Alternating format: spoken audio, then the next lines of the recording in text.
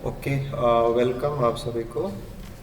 देखिए, अपनी कुछ डिजीज अपन को और ऐड करनी है, क्योंकि सिलेबस के रिगार्डिंग ना अपन एग्ज़ाम्स की बात करें तो एक कंप्लीटनेस आनी चाहिए कि अपन लगे कि भाई कोई क्वेश्चन है वो अपना रहना नहीं चाहिए।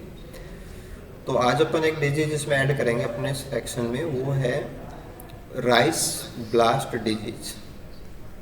राइस ब्लास्ट को बहुत कॉमनली बोला जाता है पैडी ब्लास्ट। जो क्वेश्चन आपका आता है ना, उसमें पैडी ब्लास्ट का नाम आ सकता है। तो राइस ब्लास्ट, पैडी ब्लास्ट है ना, ये डायरेक्टली इस नाम से क्वेश्चन आता है। देखो, वैसे इस डिजीज के और भी नाम हैं, जैसे कि नेक ब्लास्ट। नेक का मतलब होता है कि जहाँ इन्फ्लोरेसेंस आता है ना, इन्फ्लोरेसेंस के ठीक नीचे का जो भाग होता है वो नेक कहलाता है ना।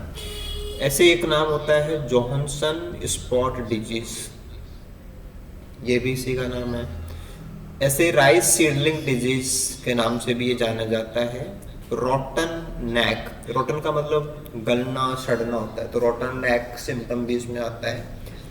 या पिटिंग डिजीज के नाम से भी जानते हैं। पिटिंग का मतलब होता है जैसे गड्ढा बन जाना, गर्त बन जाना। तो जो इन्फेक्टेड पार्ट है ना स्टेम का या नेक का, वो थोड़ा सा क्या होता है कि कॉन्स्ट्रिक्ट हो जाता है, सिकुड़ जाएगा, तो फिर पिटिंग भी आप लोगों को मिल सकती है।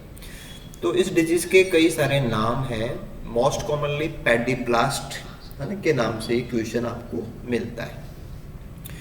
ठीक है, आपकी जो बुक अपन काम में ले रहे थे है ना, वशिष्ठा सीरीज से, उसमें इसके बारे में नहीं था। तो दूसरी जो बुक मैंने आपको सजेस्ट कर रखी है वो है आपका एग्रियोस जीएन का, जो इंटरनेशनल बुक आता है, तो वहाँ से आप इसको तैयार कर रहे हैं ना। देखो, इस टॉपिक वाइज अपन देख लेते हैं कि the blast disease of rice occurs world wide and is one of the most important disease of rice, particularly where rice is irrigated and receive high amount of rainfall and high level of nitrogen fertilizers। तो ये आपको ध्यान देना है, क्योंकि देखो, चावल की जब अपन खेती की बात करते हैं तो चावल की खेती में दो प्रकार के पैटर्न आते हैं। एक लो लैंड वेराइटीज आती है, हाई लैंड या अपलैंड वेराइटीज आती है। तो जहाँ सिंचाई बहुत ज़्यादा होती है, रेनफॉल बहुत ज़्यादा होती है, चावल के जो यानी कि धान के जो खेत होते हैं, जब वो पानी से भरे रहते हैं तो वो अपना लो लैंड में आता है। तो एक तो जहाँ पे मॉइस्चर ज़्यादा है, और एक अगर सॉइल के अंदर नाइट्रोजन फर्टिलाइजर्स की मात्रा अगर ज़्यादा है, क्योंकि क्वेश्चन आपसे ये भी पूछा जाएगा कि नाइट्रोजन फर्टिलाइजर्स की मात्रा ज़्यादा होने पे which disease is very much common in the rice plants. चावल के पौधों में नाइट्रोजन फर्टिलाइजर बढ़ने पे कौन सी डिजीज सामान्य रूप से होती है, तो वह blast disease. Even several rice blast epidemics have been occurred in different parts of the world, resulting expected जो loss है कि लगभग 90% जो उपज है हमारी वो खराब हो जाती है। तो बहुत ज़्यादा डेस्ट्रक्टिव डिजीज के रूप में हम इसको ले सकते हैं। इसके बाद में अपन बात करते हैं कि जो सिम्टम्स हैं उनमें आपको क्या क्या चीज़ें ध्यान देनी है। कि राइस ब्लास्ट यानी कि जो फंगस है अफेक्ट्स द लीव्स, मेनली जो फोलियर पार्ट है, यानी कि जो एरियल पार्ट होता है, जमीन से ऊपर का जो पार्ट होता है, वो अफेक्टेड रहता है। On which is causes diamond shaped. जो सिम्टम बनेगा वो कैसा बनता, बहुत ही स्पेशल है कि उसका जो डिजाइन है वो डायमंड जैसा होता है। तो डायमंड सेप्ट स्पॉट्स बनेंगे, वो उनका कलर जो है वो होता है व्हाइटिश टू ग्रे, सफ़ेद भूरे रंग के होंगे, और रेडिश ब्राउन हो सकते हैं, जिनका है ना बॉर्डर्स होते हैं उनके चारों तरफ with reddish to brown borders. तो बीच में स्पॉट होगा और उसके जो किनारे हैं वहाँ पे एक बॉर्डर होगा रेडिश ब्राउन कलर का, और सैप है वो डायमंड सैप होगी। द लेसन्स में एलार्स बाद में बड़े हो जाएंगी, आपस में जुड़ के एक हो जाएंगे, तो उसको कॉलेसिंग बोलते हैं। एंड नेक्रोसिस होगी, यानी कि किल द एंटायर लीव्स। ठीक है। Blast also affect the leaf collar, क्योंकि चावल का जो पौधा है वो पॉयसी का पौधा है, और पॉयसी के पौधों में जो पत्तियां होती हैं उसके दो भाग होते हैं। एक शीत होता है है ना, एक लैमिना होता है, तो पत्तियों का जो कॉलर वाला भाग है वो भी इससे अफेक्टेड होता है, which is may kill at the stem nodes and occasionally the internodes which at the heading, heading का मतलब जब उसके अंदर पुष्पक्रम आता है, हेडिंग उसको बोलते हैं, may result in the production of white panicles, कि जो पूरा पुष्पक्रम होता है उसको अपन पैनिकल बोलते हैं, कि पूरा जो पैनिकल है वो वाइट कलर का हो जाता है। तो ये भी आपको ध्यान देना है, डायमंड शेप्ड आपको ध्यान देना है, वाइट पैनिकल आपको ध्यान देना है, और जो स्टेम है जहाँ पे इन्फेक्शन होगा वहां से क्या है कि स्टेम वो टूट जाता है ना, breakage of the stem at the affected node. तो at heading the fungus also attack the panicle neck node which is girdle. Girdle का मतलब जैसे उसमें, गर्डल को हिंदी में बोलते हैं मैखला, तो ऐसी लाइनें जो आपस में आकर जुड़ती है उनको मैखला बोलते हैं। तो एक प्रकार से स्ट्रीविंग हो जाती है ना, सिकुड़ने जैसे, यानी कि वो सलवटें पड़ जाती है। तो this is usually the most destructive symptom of the disease and is called the neck rot. Panicle के ठीक नीचे स्टेम वाला पार्ट अगर प्रभावित होगा ना तो नेक रॉट बोलोगे, नेक ब्लास्ट बोलोगे, या इसको पेनिकल ब्लास्ट भी बोल सकते हो। तो मेनली जो सिम्टम है वो पत्तियों पे है, पत्तियों के अलावा जो पेनिकल वाला भाग है वो भी प्रभावित होता है। नेक ब्लास्ट, पेनिकल ब्लास्ट, ये सब उससे जुड़े हुए टर्म्स होते हैं। If infection of the panicle neck occurs early, यानी कि जब इन्फ्लोरेसेंस आता है उसकी शुरुआत में ही अगर इन्फेक्शन हो जाएगा, the grains do not fill, तो सीड्स नहीं बनेंगे, and the panicle remains erect, क्योंकि उसमें वजन नहीं है। अगर बाद में इन्फेक्शन होता है तो वजन की वजह से पेनिकल वो झुक जाती है। If the panicle neck is infected on the later time, the grains become and partially filled, and because of the weight of grain, the base of the panicle breaks and the panicle drops. तो दोनों symptom होंगे, अगर चावल बन चुके हैं, दाने वहाँ पे हैं, तो पेनिकल झुकी हुई होगी, और पहले का इन्फेक्शन है तो चावल वहाँ पे नहीं लगे हैं और पेनिकल है वो आपको सीधा मिलेगा।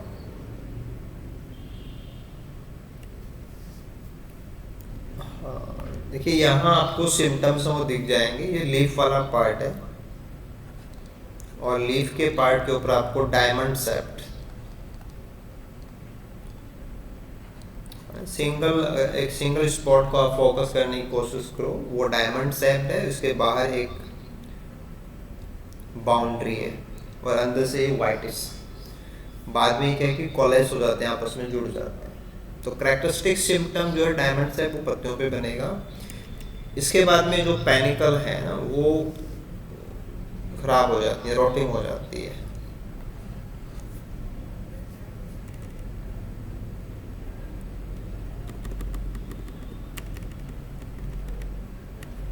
ये सिम्टम्स आप यहाँ भी देख सकते हैं। ये अर्ली इन्फेक्शन है तो उसमें ये सीधे हैं, वरना क्या होता है कि ड्रॉपिंग हो जाएगी इनकी। तो पैनिकल सिम्टम है और पत्तियों के ऊपर डायमंड शेप जो ब्लास्ट के सिम्टम्स हैं उसके कैरेक्टरिस्टिक सिम्टम्स हैं।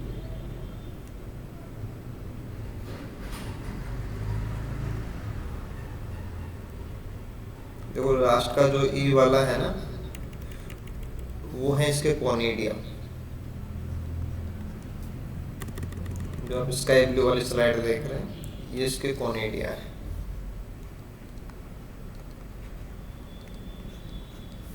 जो कि कैसे सेप्टेट है।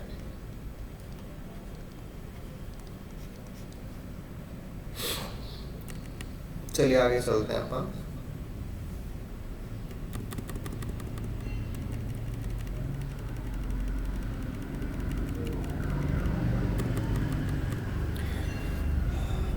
इसके बाद में नेक्स्ट जो कॉजल ऑर्गेनिज्म है उसको अपन पैथोजन बोलते हैं। प्लांट पैथोलॉजी के अंदर जो भी डिजीज करता है पैथोजन कहलाएगा। कि rice blast fungus pathogen has been known as Pyricularia oryzae. देखो ये तो है इसका ऑर्डर नेम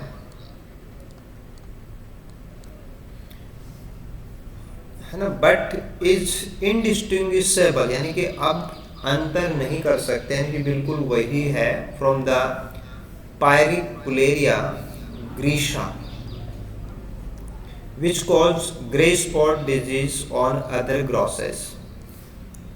यानी कि फंगस का जो नाम है जीनस का वो तो है पायरिकुलेरिया ओराइजी, जो चावल में डिजीज कॉज करता है, लेकिन उसका दूसरा वैरायटी जो है उसका नाम है ग्रीशा। और ग्रीशा चावल के बजाय जो दूसरे घास हैं उनके अंदर लीफ स्पॉट डिजीज कॉज करता है, लेकिन ग्रीसा और ओराइजी दोनों एक ही हैं, उनमें कोई अंतर ही नहीं है, यानी कि बिल्कुल एक जैसे। हाँ, द टीलोमॉर्फ स्टेज। टीलोमॉर्फ का मतलब है कि टीलियोस्पोर। टीलियोस्पोर जब बनते हैं फंगस में तो उस स्टेज को अपन टीलोमॉर्फ बोलेंगे। तो टीलियोस्पोर सब वो बेसिडियो में बनते हैं। टीलियोस्पोर, स्मड स्पोर, ब्रांड स्पोर, ये बेसिडियोमाइसिड के स्पोर्स का नाम होता है। तो वहां से लिया गया है कि इस फंगस का जो परफेक्ट स्टेज है that is मैग्नोपोर्थी ग्रीशा।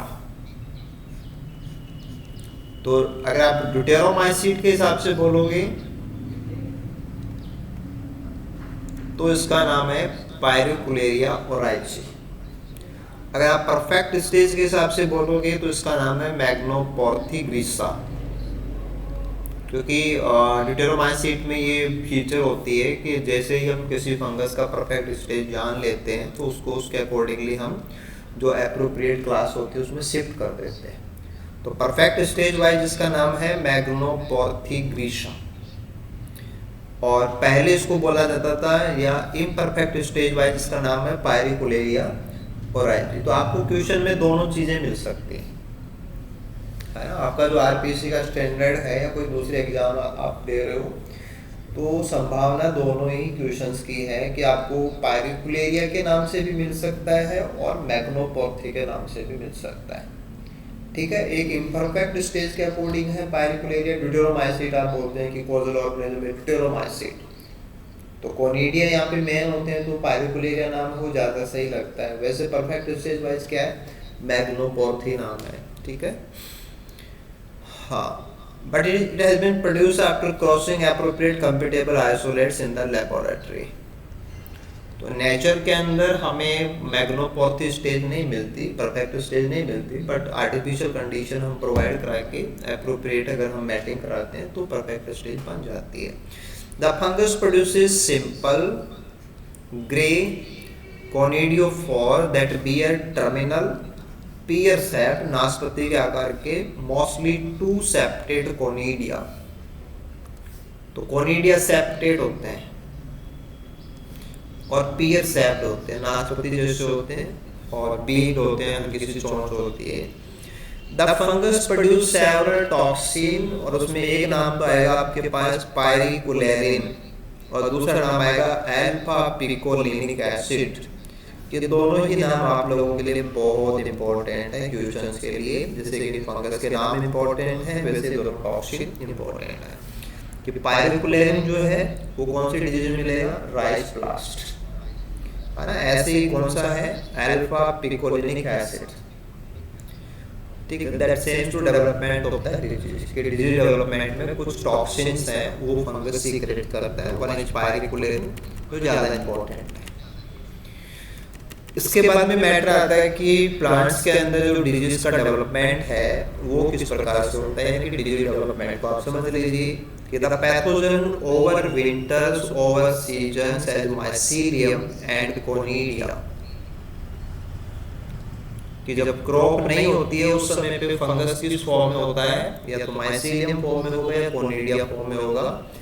On disease rice straw, यानी कि पिछले साल का जो भूसा है वहां पड़े हैं इसके कोनिडिया माइसीलिया, या सीड्स की सतह के ऊपर होते हैं, and possibly on weed host, क्योंकि जो ग्राइसा वाले हैं वो दूसरे घासों को इन्फेक्ट करते हैं, तो वहां पे भी हो सकते हैं।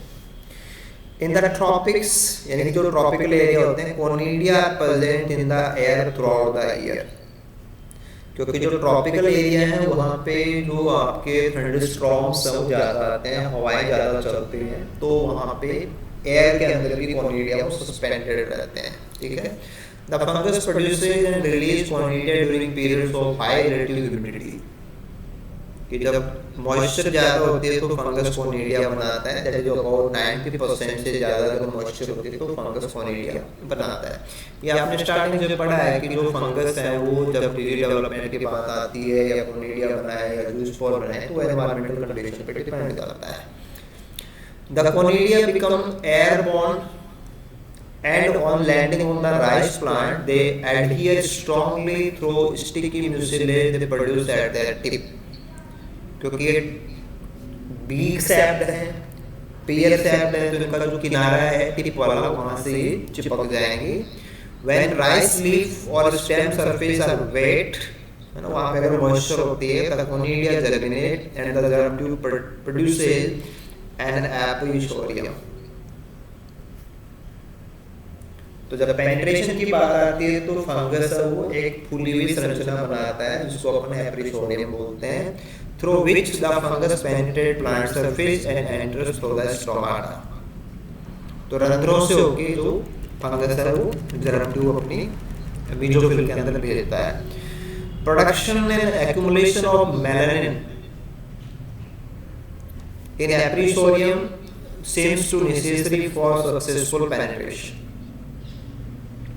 है ना, ये जैसे क्या होता है कि आप टॉपिक पढ़ेंगे प्लांट डिफेंस मैकेनिज्म, पेनिट्रेशन भी वहाँ पे आएगा कि फंगस कैसे पेनिट्रेट करता है। तो एपिसोरियम बनाने का मकसद ये होता है कि एपिसोरियम एक फूला हुआ माइसीलियम होता है और उसके अंदर कुछ पिगमेंट्स हैं, उनकी मात्रा बढ़ जाती है ना, एक्यूमुलेशन ऑफ मेलानिन। और मेलानिन क्या होते हैं कि वाटर को एब्जॉर्ब करते हैं तो ट्रिगर प्रेशर बढ़ता है, और बढ़ा हुआ ट्रिगर प्रेशर है वो सक्सेसफुल पेनिट्रेशन के लिए फंगस के काम आता है, राइट, ठीक है।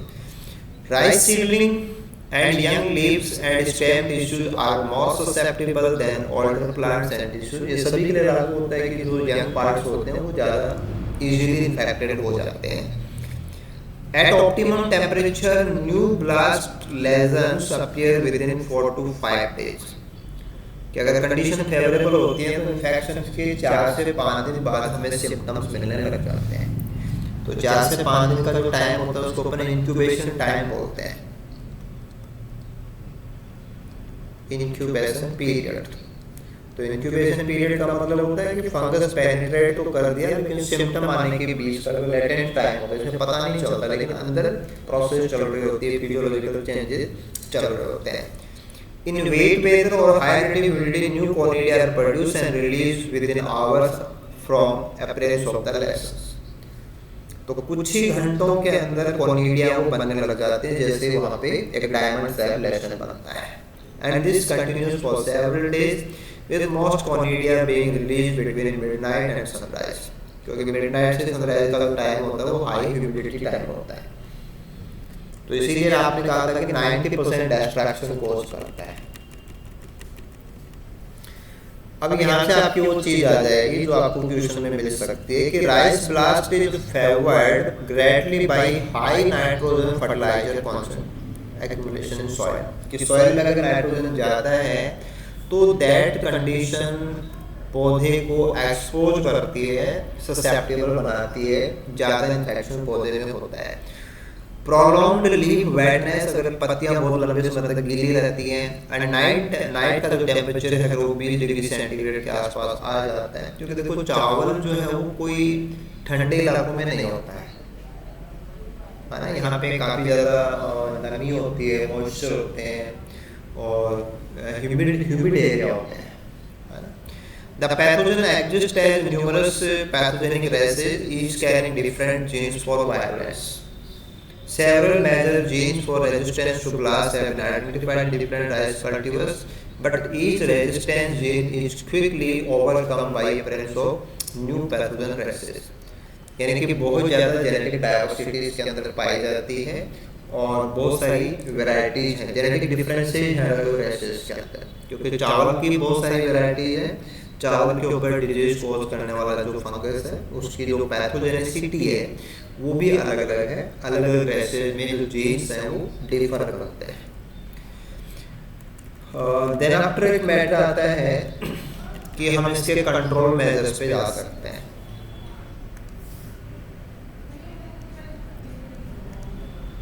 कि control of rice blast in areas of low blast pressure,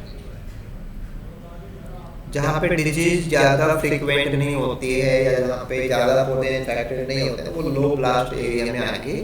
best primarily on planting resistant varieties, कि जो डिजीज रेजिस्टेंट वेराइटीज़ हैं अगर हम उनका वो करेंगे, उनका यूज़ करेंगे, तो जो डिजीज होने के चांसेस हैं वो कम रहेंगे। इसके अलावा बाकी की जो प्रैक्टिसेज हैं उनको भी हम यहाँ से देख लेते हैं।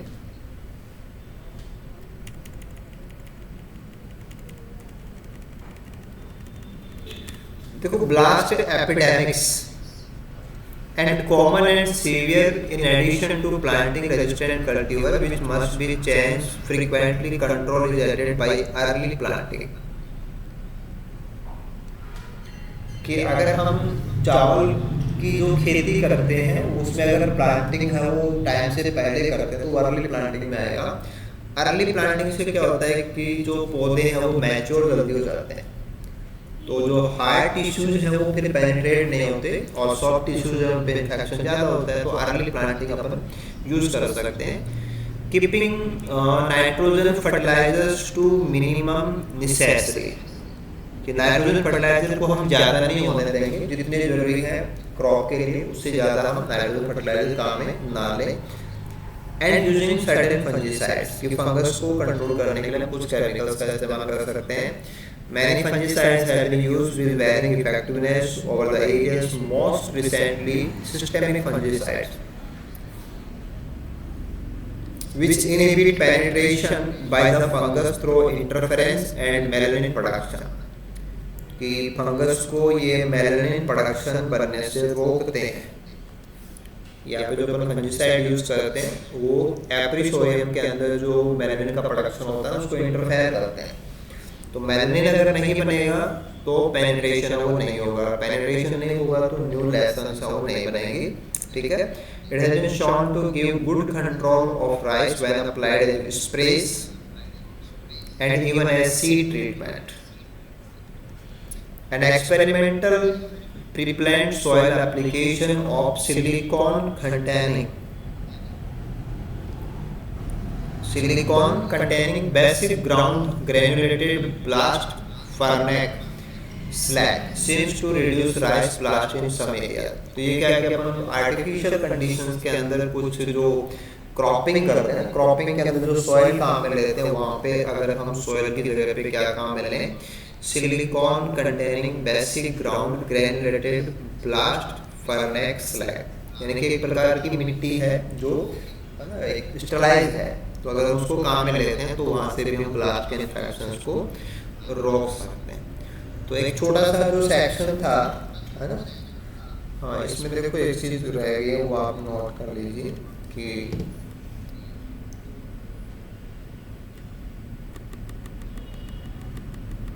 सिम्टम्स आपके आ गए थे, कोई बात नहीं, ठीक है।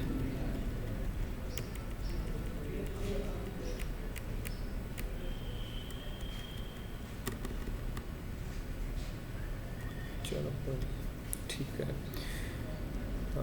कॉर्निडिया वाला आपके पास आ ही गया था। बाकी इसका जो है परफेक्ट स्टेज का आप यहीं पे लिख दो।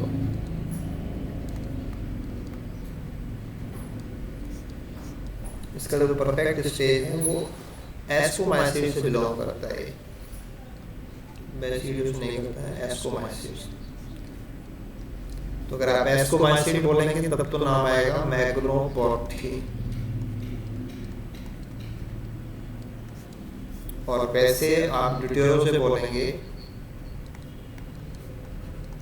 तो आएगा पायरिकुलेरिया। ठीक है, पायरिकुलेरिया ओराइजी राइस के लिए, मैं आप ओराइजी ध्यान में देंगे राइस के लिए, और ग्रीसा जो है वो अदर ग्रासेस के लिए।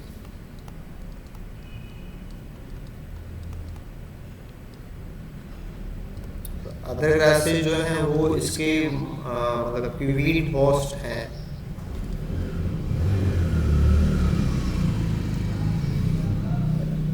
पैरेलल होस्ट भी आप बोल सकते हैं, है ना, जिनके ऊपर फंगस है वो आराम से ग्रो कर जाता है। तो एक छोटा सा सेक्शन अपना हो गया इसके अंदर पैडी ब्लास्ट, है ना। तो पैडी ब्लास्ट से होपफुली कहें कि 2-3 बातें ही पूछी जाती हैं, वो आप अच्छे से तैयार कर लेना, कोई दिक्कत नहीं है। और फिर होपफुली अपन को इसमें 4-5 डिजीज ऐड करनी है ना। तो जैसे आज अपने पास हो गया, एक सेकंड।